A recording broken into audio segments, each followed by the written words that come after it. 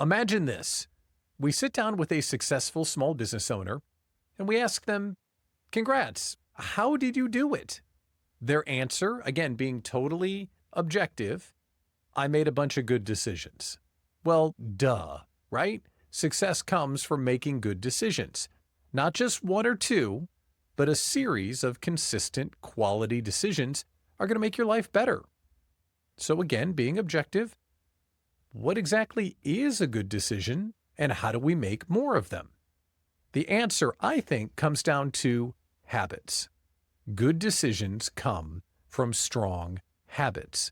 It's a good decision, for example, to focus on business development. It's a good decision to make sales calls. It's a good decision to follow up with past clients or upsell the ones that you already have. It's a good decision to double down on what's working and to avoid distractions. Those are all good decisions. And they come because of habits. But here's the problem.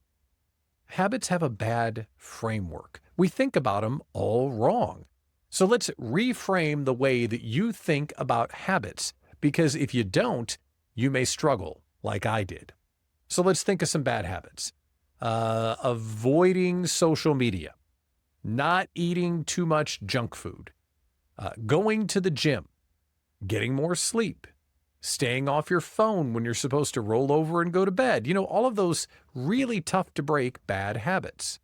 Let's take food as the one that we'll work on. We will reframe food for you.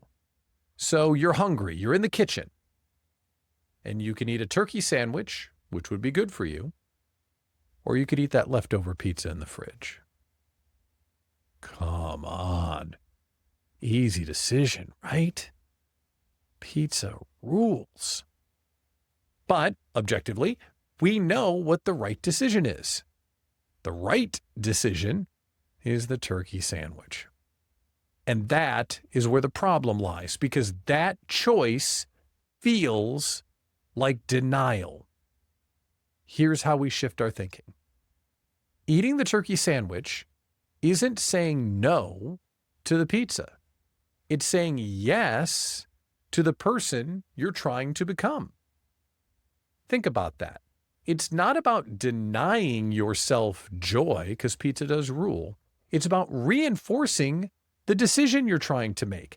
I'm trying to feel better about myself. I'm trying to maybe lose a few pounds. So instead of denying myself the pizza, I'm choosing being more fit. That's an obvious example. So how does that have to do anything with business? Well, you're not building a habit of avoiding distractions, for example.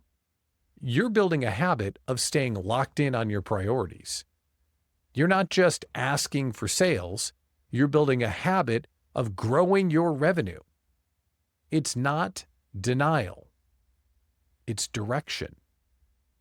So if we go back to that entrepreneur, their good decisions came from a mindset, and that mindset was, I'm going to choose a future that works. They weren't saying no to today, they were saying yes to who they wanted to become. And that's the secret to making good decisions.